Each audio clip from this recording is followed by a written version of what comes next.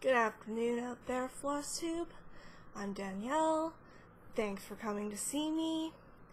I just thought I would pop on and let you know how things are going.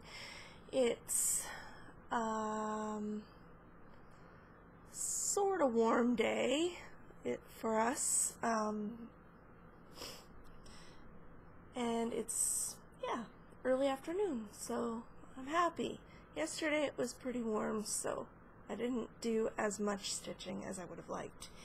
But, oh,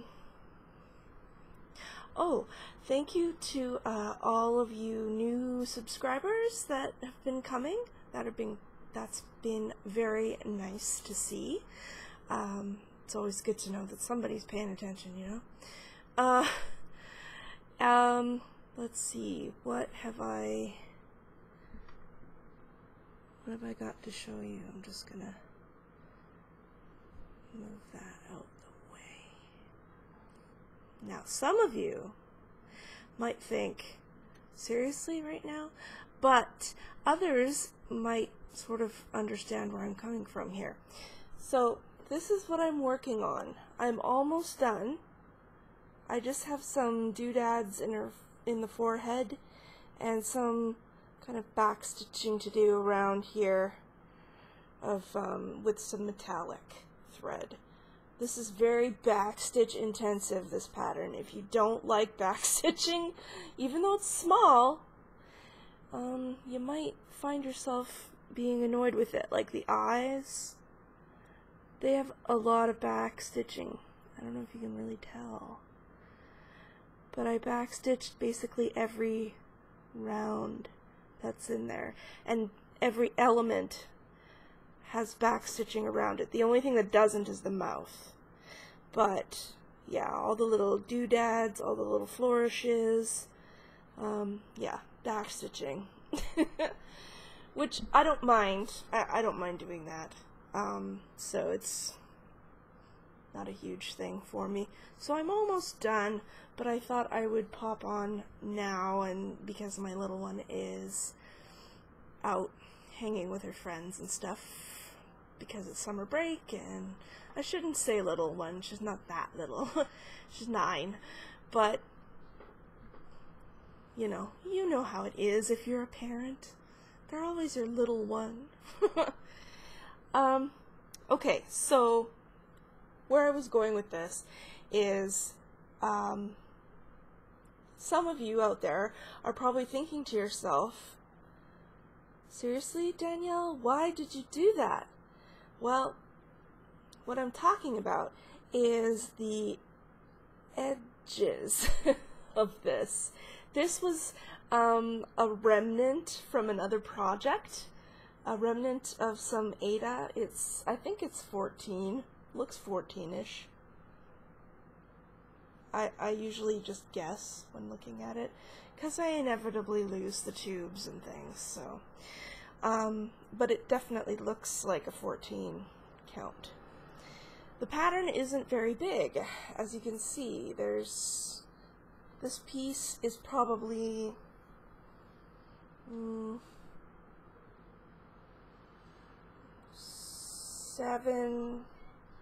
7 by 6-ish. It's a rectangle, but almost a square. Anyway, I really had my heart set on using it for this sugar skull, and because it just had the right colors and the right kind of degree of griminess in color, and I didn't have a bigger piece, and so I thought, well, what the heck, I think I'll just turn it into something else other than a framed or hooped finished object. So yeah, it worked out that there's, oh boy, probably an inch on the 3 sides, and the top side has a very, very small edge around, but I'm not really worrying about it. I'm thinking what I might actually do, and feel free to chime in if you'd like. I'm thinking of just taking my machine, my sewing machine, and zigzagging around the edges with metallic thread, perhaps, or something. I'll come up with something. And maybe stitching some fabric, like cotton, just quilter's cotton, because it's basically all I have. Because I do quilt, just in case you are new and you didn't know that about me. I do that. So I have lots of yardage of quilter's cottons. So I thought I could put like a border, like you would on a pieced quilt, around this, and there would still be room. Not a lot, but but there would be some, and that would give your eye sort of a place to rest. And I thought I would maybe put it on a board, perhaps. I've seen people do this sometimes, where they take their piece and they put it, they glue it often around some kind of a substrate. They can be wood or something. I would probably find some piece of wood someplace. I live in British Columbia. We have lots of wood. We have lots and lots and lots of wood here. So it's not hard to find it, even for free.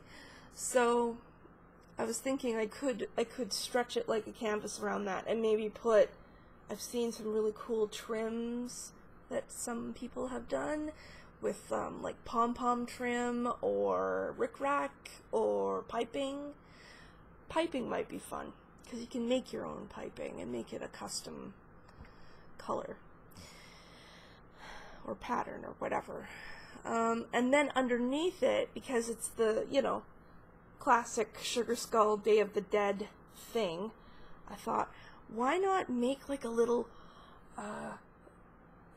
hanging sign underneath it that is stitched, that says like ofrenda or something like that on it, something to do with the Day of the Dead, but not necessarily Dia de los Muertos or, you know, Day of the Dead.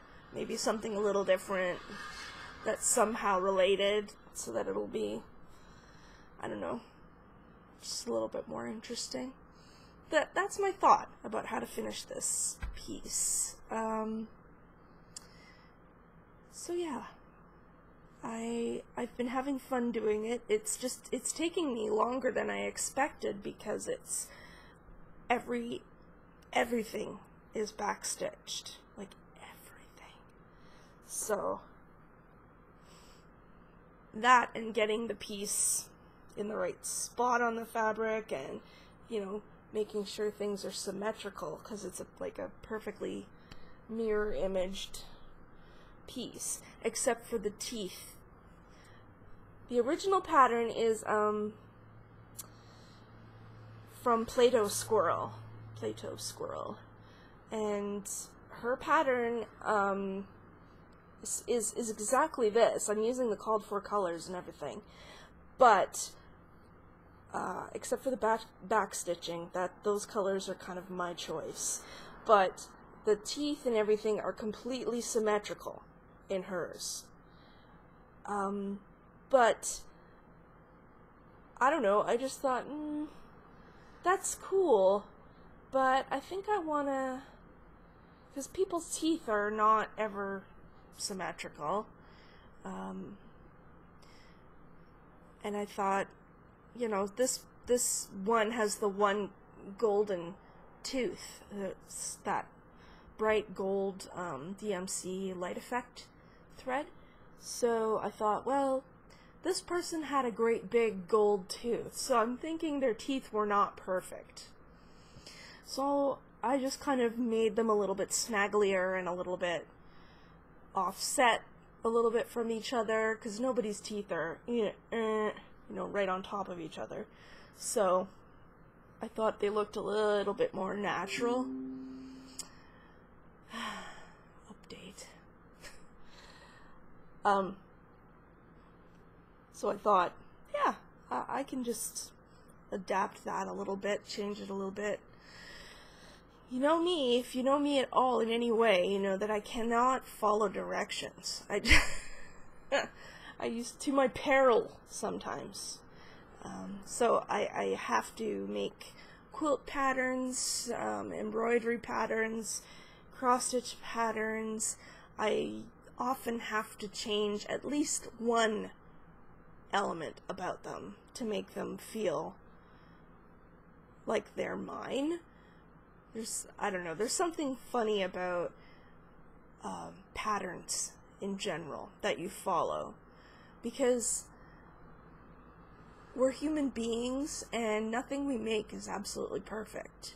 It just isn't possible. I mean, we can sure try. Lord knows I have, and when I try really hard, I inevitably fail really hard. So just in time, with getting to know myself as a maker of things, I sort of know what my limitations are, and I know sort of my limit, and I try and play within it. And when I feel ready, then I will try and push myself beyond and try and improve and just keep going and pushing the envelope.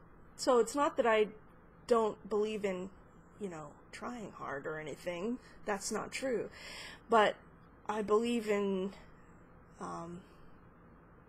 the evidence of handcrafting and not making yourself a lunatic trying to get everything absolutely perfect all the time. I guess it could be my Mediterranean background, just my dad's family and is old school Italian. They're very, well, they were raised on farms, my grandparents. So very kind of primitive, use what you got kind of approach to life in general.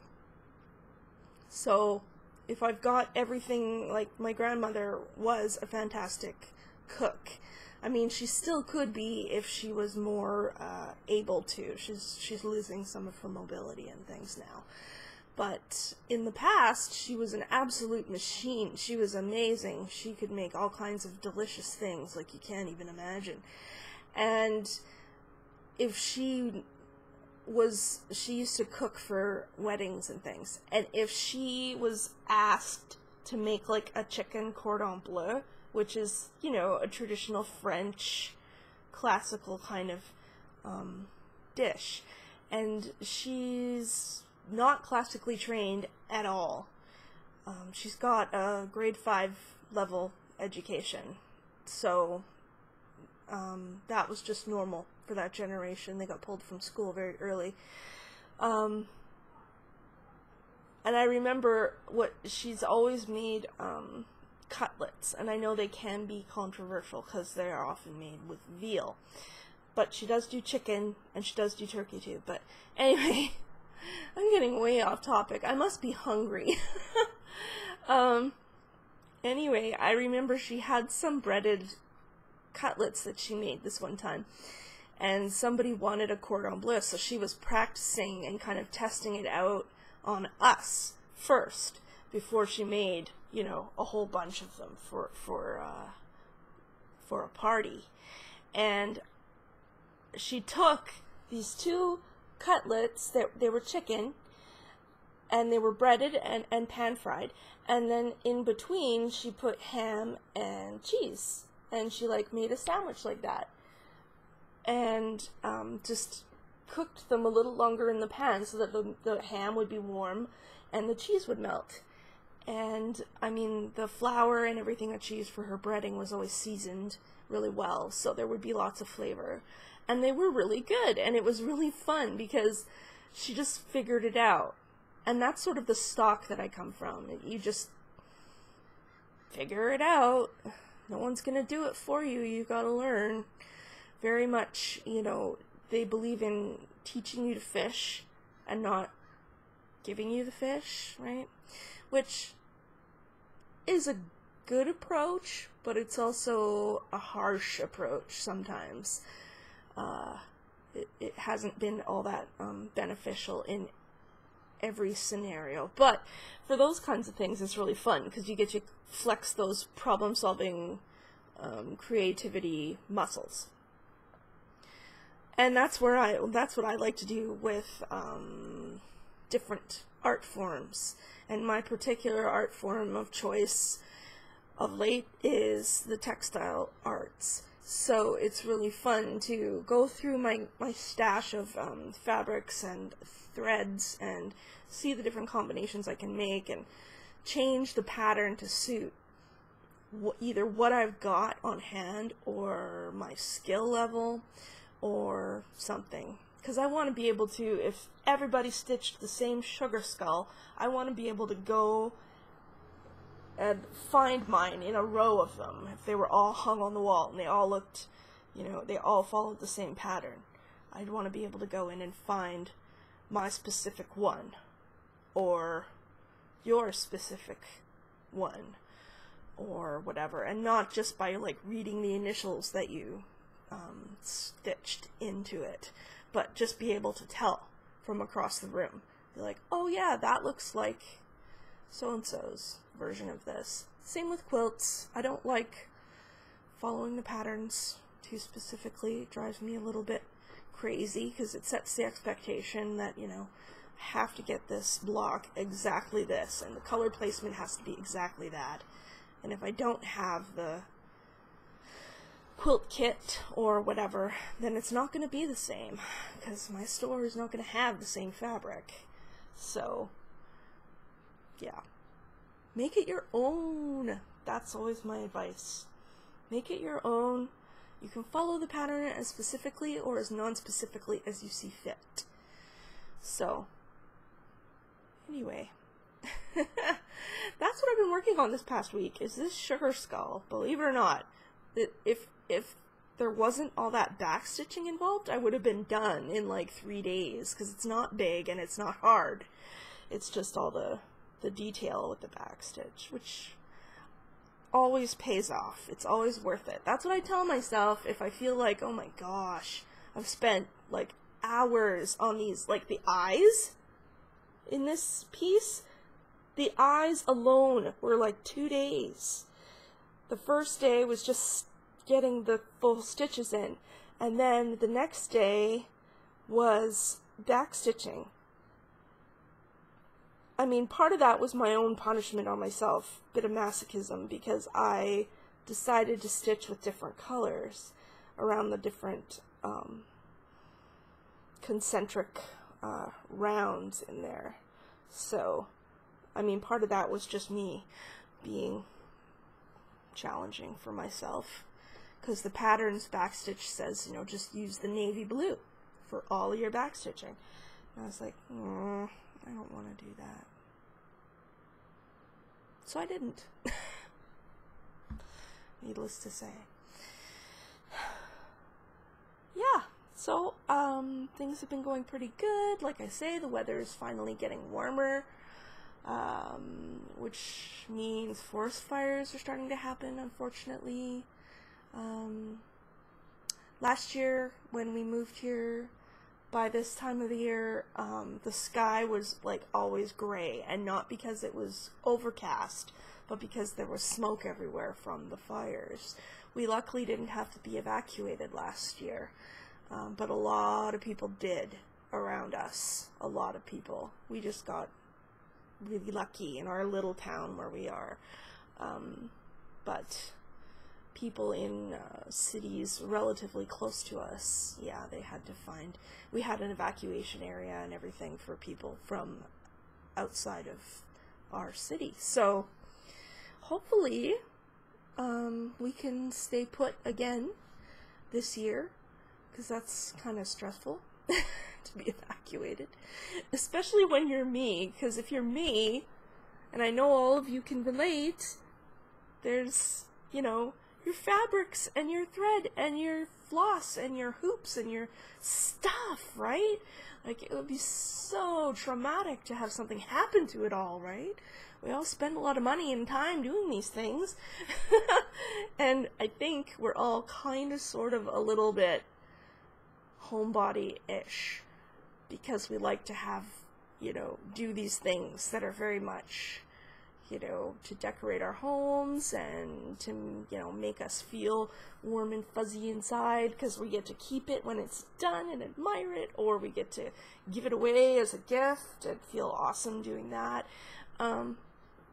So I know that anyway, I won't speak for you, but I will speak for me.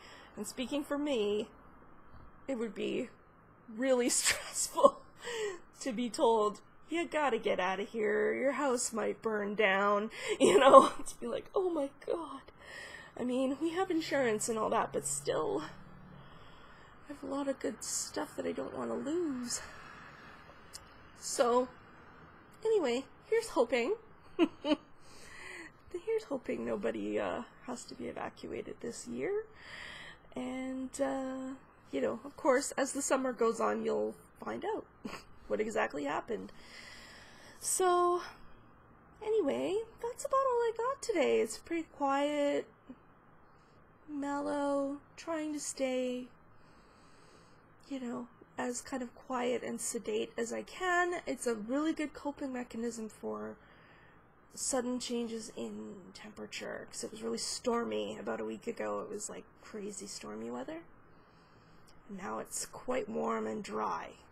So one way to stop myself from losing my mind and getting sinus problems and stuff is to just stay as comfortable as I can and at home as much as I can, which is not a problem. I love staying home. Ask anybody. They'll tell you. Danielle, going out? She doesn't want to go out. And that's absolutely true. I don't want to ever go out. I want to stay home. So, anyway, that's about all I can think of that I might want to share with y'all. Hope you're having a good week, a good month, some sort of increment of time. And I hope to see you all in the comments and ask me questions. Yeah. Talk to me, and I will answer you. I always do. So, have a good stitching life for the next week or so, and next time I'll have something finished, I bet, to show you, and yeah, it'll be awesome. I'm hoping to start the caterpillar cross stitch Sal. I have my fabric dyed with tea dyed and gridded, and on a Q-snap it's ready. I just haven't printed the pattern yet for the first installment. The second installment's going to be out in a few days anyway, but I'm going to be starting on that hopefully soon, and hopefully using colored floss that I have already in my stash, because I've got a relatively healthy stash, so if I don't have to buy any more floss for a while, that would be kind of nice. I know my husband would be happy. So, alright, that officially finishes it, I think. So have a good one, and I will see you next time. Bye-bye!